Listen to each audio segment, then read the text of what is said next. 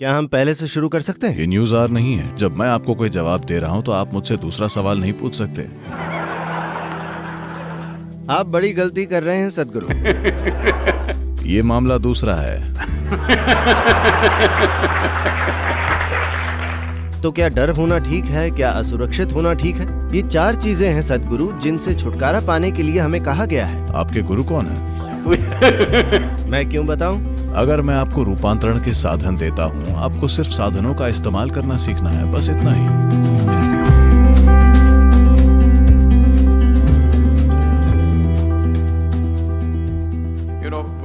जब मेरी बेटी बस 3.5 महीने की थी, वो मेरे साथ सफर करती थी।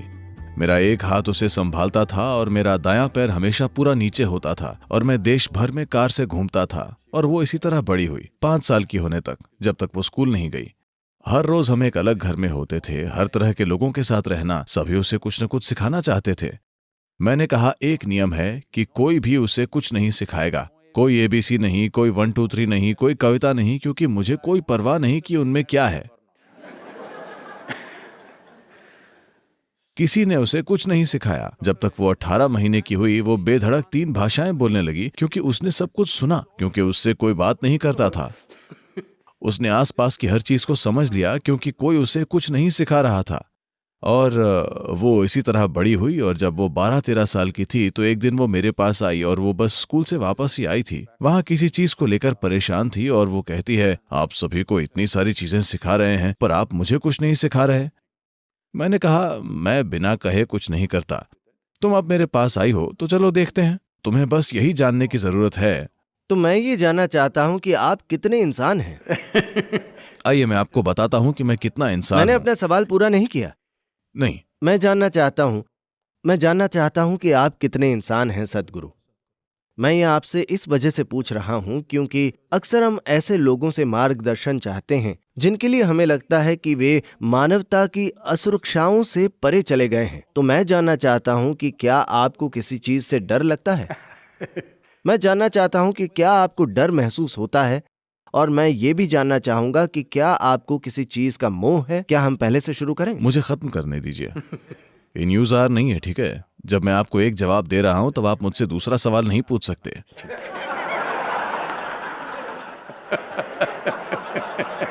मैं वापस आऊंगा। हम अभी रिपब्लिक में भी नहीं हैं। आप एक बड़ी गलती कर रहे हैं सदगुरु। 2014 में मैं राहुल गांधी नाम के एक युवा आदमी से मिला था। मुझे नहीं पता लोग फिर से क्यों हंस रहे हैं। उन्होंने भी आपकी तरह मुझे टोका था। मैं बाद में वापस आया। कृपया जारी रखिए, लेकिन बाद में आपको मेरे सवाल का जवाब देना होगा। You have a different package here. यहाँ मामला दूसरा है।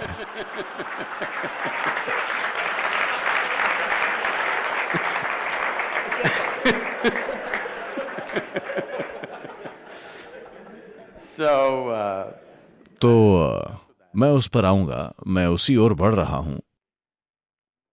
तो ये लड़की मेरे पास आती है और ऐसा कहती है, तब मैं कहता हूं, देखो तुम्हें बस यही जानने की जरूरत है, कभी किसी को ऊंचा मत देखना। वो मेरी ओर देखती है, आपके बारे में क्या? मैंने कहा, मैं भी नहीं। Never look up to anybody. Never look down on anybody. This is all. कभी किसी को ऊंचा मत देखना, कभी किसी को नीचा मत देखना, बस यही सीख है। अगर आप किसी को ऊंचा नहीं देखते, अगर आप किसी को नीचा नहीं देखते, तो आप हर चीज को वैसे ही देखेंगे जैसी वो है। अगर आप हर चीज को उसके स्वाभाविक रूप में देखेंगे तो आप अपने जीवन से सहजता से गुजर पाएंगे। इसमें बस इतना ही लगता है। Now, how human am I? अब मैं कितना इंसान हूं? आपने अभी इंसान कहा, और लगभग हर कोई, हर जगह जहां भी जाता हूं मैं, लोग इंसान शब्द से हमेशा मानव होने की सीमाओं के बारे में कहते हैं, पर कभी मानव होने की विशालता के बारे में बात नहीं करते। Oh, I am only human. But why are you not saying I'm human? अरे मैं तो बस एक इंसान हूं, पर आप ये क्यों नहीं कहते मैं इंसान हूं? आप सबसे ऊपर हैं, आप धरती पर सबसे ऊंची प्रजाति हैं, आपको सभी प्राणियों में सबसे ऊपर होना चाहिए। मैं तो बस एक इंसान हूं। लोग ऐसा इसीलिए कह रहे हैं क्योंकि जितना दुख वे अपने आप को दे रहे हैं, उतना कोई दूसरा प्राणी खुद को नहीं दे रहा। कोई चींटी या हाथी खुद को इंसान जितना कष्ट नहीं देता। उनका पेट भरा हो तो वे ठीक रहते हैं। इंसानों के लिए खाली पेट सिर्फ एक समस्या, भरा पेट 100 समस्याएं। इसकी वजह यह है कि यह विकास से जुड़ी चीज है। यह एक विकास से जुड़ी चीज है कि आप जिसे सेरिब्रल फ्लावर कहते हैं, यह दिमाग आपके लिए नया है। विकासवादी पैमाने पर यह एक नई घटना है, यह बुद्धि, और ज्यादातर लोगों को इसे संभालना नहीं आता। वे दुनिया से दुखी नहीं हैं, ज्यादातर समय वे अपने ही विचारों और भावनाओं से दुखी हैं। ऐसा क्यों है कि आपकी शिक्षा प्रणालियों ने आपको यह नहीं सिखाया कि अपने विचारों को, अपनी भावनाओं को कैसे संभालें। अब जिस पल आप कहते हैं आप मानवीय हैं या नहीं, पहली बात, अगला सवाल कोई पूछेगा, क्या मैं हवा से सोने की चेन निकाल सकता हूं? क्या मैं कुछ और कर सकता हूं? या क्या मैं बाल्टी में से एक खरगोश निकाल सकता हूं? या क्या मैं अपनी जेब से एक कबूतर निकाल सकता हूं? अगर मैं अपनी जेब से एक कबूतर निकालता हूं तो आपके पास क्या होगा? आपके पास एक पक्षी होगा और मेरी जेब में सिर्फ शिट होगी। इससे किसी का भी जीवन नहीं बदलने वाला। मैं आपको एक चमत्कार दिखाऊंगा। मैं आपको ऐसे लोग दिखाऊंगा जो पूरी तरह सक्रिय हैं। ऐसे लोग नहीं जो किसी गुफा में बैठे हों, पूरी तरह काम में लगे हुए। ठीक है, दिन के 24 घंटे, हफ्ते के 7 दिन हम सभी लगे रहते हैं। मैं आपको ऐसे लोग दिखाऊंगा जिन्हें 5, 10, 15 सालों से एक पल के लिए भी गुस्सा, बेचैनी, चिड़चिड़ाहट कुछ नहीं हुआ। वे खुशी से, आनंद से रहते हैं। दुनिया को इसी चमत्कार की जरूरत है। मानवता को इसी चमत्कार की जरूरत है। अगर आपके साथ ये होता है तो आप इंसान को एक सीमा के रूप में नहीं कहेंगे, आप मानवता को एक बहुत बड़ी संभावना बताएंगे।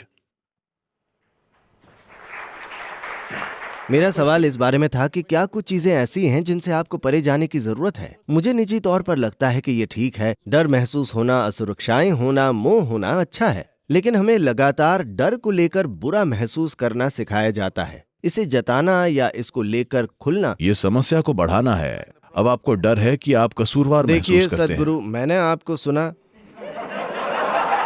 मैं अभी न्यूज़ आर देखता हूं तो मैं क्या कर सकता हूं?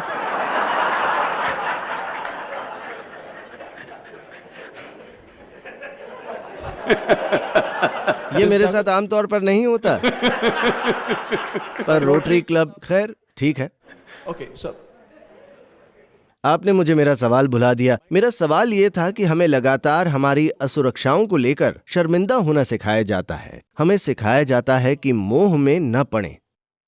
हमारे जीवन में और हमारी हिंदू फिलॉसफी में और दूसरी फिलॉसफीज में हमें लगातार मोह छोड़ने के लिए कहा जाता है। मैं जानना चाहता हूं कि ये जरूरी क्यों है। इसलिए मैंने आपसे पूछा क्योंकि आपको आत्मज्ञानी बताया जाता है, जो कि मैं जानता हूं आप हैं। मैंने आपसे पूछा था कि नहीं, क्या आप आप नहीं आत्मज्ञानी हैं?